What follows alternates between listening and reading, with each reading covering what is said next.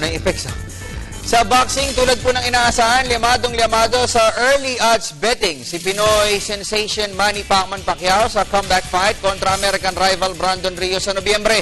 Ayon sa Philippine-based betting station na Mega Sports World, 5-1 favorite si Pacquiao laban kay Rio sa kanilang 12-round welterweight encounter.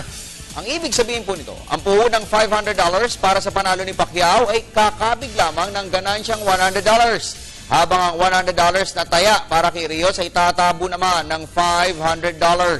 Umaasa si Top Rank founder Bob Arum na ang boxing car ni Pacquiao ang magiging susi upang maging karibal ng Las Vegas ang Macau para sa taguring gambling capital of the world. Noong Abril ay nag-debut na po ang Top Rank sa Macau nang ipromote nila ang first professional bout ni two-time Olympic Zhu Shiming ng China. Sa boxing pa rin, kontento si Pinoy light flyweight Mark Anthony Barriga sa kanyang naging performance sa China Boxing Open noong isang linggo. Ito'y dahil sa kabila ng iniindang wrist injury, ay nagawa pa rin niyang mag-uwi ng bronze medal para sa bansa. May report si Ms. Keisha Halili. Magkahalong saya at paghihinayang ang nadarama ni Pinoy light flyweight Mark Anthony Barriga sa kanyang bronze medal finish sa katatapos na China Boxing Open.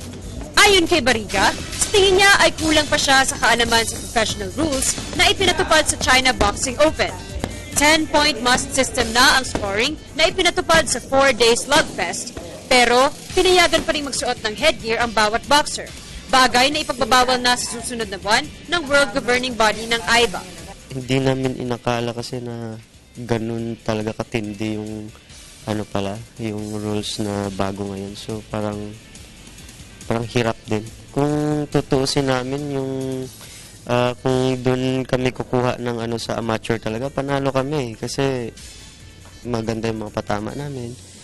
Kaso nga lang parang baliwala kasi kailangan yung aggressive talaga. Kaya medyo siyempre nanghihinayang din kami kasi kumbaga pag nandun na kami sa babaw na rin, gagawin namin lahat eh. Gayunpaman, isang karangalan pa rin para kay Barriga ang makapag-uwi ng bronze medal, lalo pat may ilang linggo na umano siyang binabagabag ng wrist injury. Hindi ko pa sure kung maglalaro ako kasi ma-injury ako ngayon eh. At saka yung isang kasama ko na katimbang ko rin, baka siya yung maglalaro doon. Kumbaga bigayan lang, hindi pwede yung puro ako. Bibigyan din ng pagkakataon yung ibang athlete para may pakita yung nila, yung abilidad. Sa ngayon ay aminado si Barriga na malabo siyang sumabak sa Asian Boxing Championship sa Jordan sa susunod na buwan dahil na rin sa kanyang iniindang injury. Para sa Good Morning Boss, Keisha Halili, PTV Sports.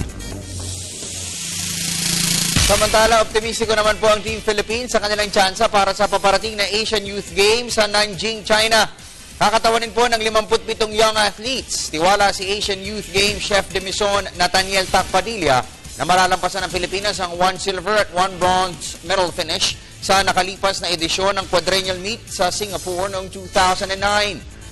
Sport na shooting, tennis, swimming, badminton, weightlifting, table tennis, judo, athletics, rugby, football, fencing, golf at 3-on-3 basketball makikipagsapalaran ng mga national athletes.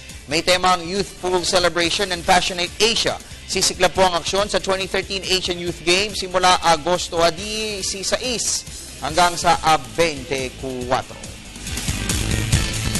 At yan po muna ang latest sa daigdig ng palakasan. Kung kayo po nabitin, tumutok sa amin mamayang hapon, alas 5 sa PTV Sports. Ako po ang inyong lingkod, Snow Badua.